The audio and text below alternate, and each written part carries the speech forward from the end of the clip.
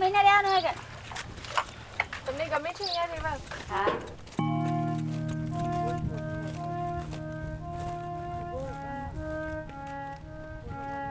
મીઠું પકાવવાનું મરાય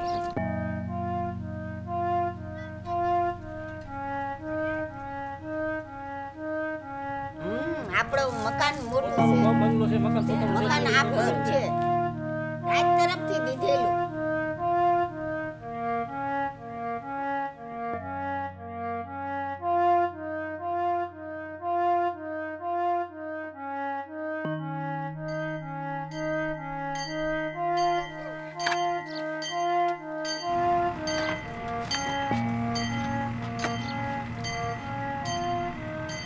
પાછું આવતી સાલ આવે ને એટલે બધું બાંધવાનું હે અમી દી ફિટ કરી